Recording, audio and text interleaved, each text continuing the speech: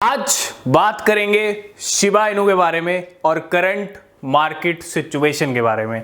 Shiba Inu कहीं ना कहीं आपको एक और सरप्राइज देने की तैयारी में लग चुका है और क्या कुछ हो सकता है, क्या अपडेट्स आ रही हैं, सारी अपडेट कवर करेंगे। लेकिन उससे पहले क्रिप्टो मार्केट के हाल, क्रिप्टो मार्केट की जहां तक बात करते हैं, बिटकॉइन ने खुद को मेंटेन कर रखा है $34,000 के लेवल पे।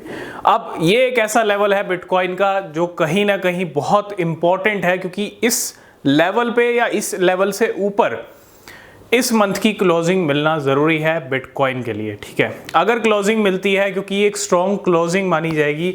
अगर आप अक्टूबर मंथ देखेंगे उठा के, 26,500 से शुरू हुआ था और आ चुके हैं 35,000, मतलब 35,000 को भी क्रॉस किया बिटकॉइन ने इस महीने।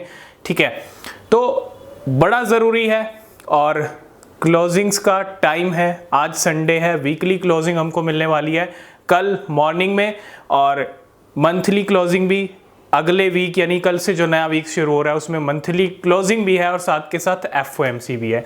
ये जो दो क्लोजिंग हो गई और साथ के साथ एफओएमसी, ये कहीं ना कहीं कनेक्शन कुछ ना कुछ वॉलेटाइल करेगा मार्केट को। अगर आप ट्रेड ले रहे हैं तो थोड़ा ध्यान से संभल के लीजिएगा।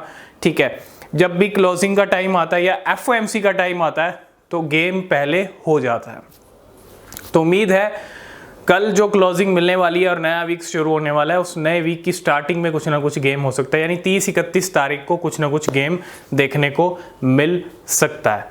अब बड़ी स्ट्रॉन्ग क्लोजिंग मिलेगी, अगर मिलेगी तो 34, 35, हो सकता है 36 के भी लेवल दिख जाएं कल परसों में, क्योंकि 2 दिन है और लास्ट में जाके गेम हो जाते हैं। अगर क्लोजिंग इन लेवल्स पे मिलती है तो बहुत अच्छी क्लोजिंग रहेगी और नवंबर की सरप्राइज, नवंबर को फेस करना पड़ेगा हमको स्टार्टिंग में एफओएमसी को।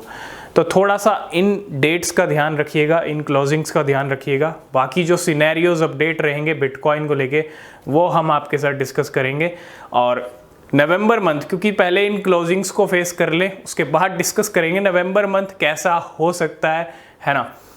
तो अब बात कर लेते हैं शिबा इनू के बारे में। शिबा इनू का पंप अभी तक बड़ा नहीं आया है, अभी तक आ भी नहीं रहा है, और अक्टूबर मंथ भी जाने को हुआ, कोई शिबा इनू का बड़ा पंप देखने को नहीं मिला। नो डाउट शिबा इनू बहुत वेट करा रहा है, और सिर्फ शिबा इनू नहीं है, आप कार्डेनो को देखो, गाड़ी एकदम स्लो चल रही है कार्डेनो की, लेकिन कार्डेनो होल्डर्स ने क्या किया हुआ है, होल्ड किया हुआ है।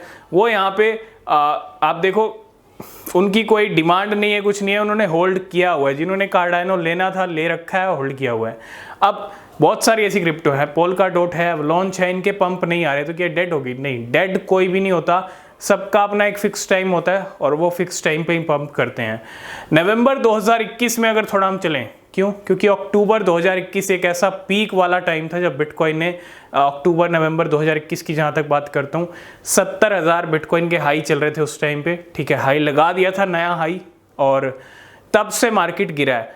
अक्टूबर की बात करें, 1000% की रैली शिबा इनू की आई थी। नवंबर में भी काफ़ी अच्छा मूवमेंट बना रहा था 2 महीने। ठीक है, अब शिबा इनू के जो लेवल है ना, वो एक ही बार में आपको जाते हुए दिखेंगे। 100-200% की रैली एक ही बार में आएगी और एक ही बार में आपको उड़ता हुआ दिखेगा। जब बिटकॉइन में 40,000, 45,000 दिख जाए नवंबर मंथ में, अगर सिनेरियो सब ठीक रहते हैं तो 50,000 भी दिख सकता है। अगर ये सिनेरियोज दिखते हैं तो शिबा इनू के लिए नवंबर मंथ अच्छा हो सकता है। शिबा इनू की टीम कहीं ना कहीं सरप्राइज देने में लग गई है।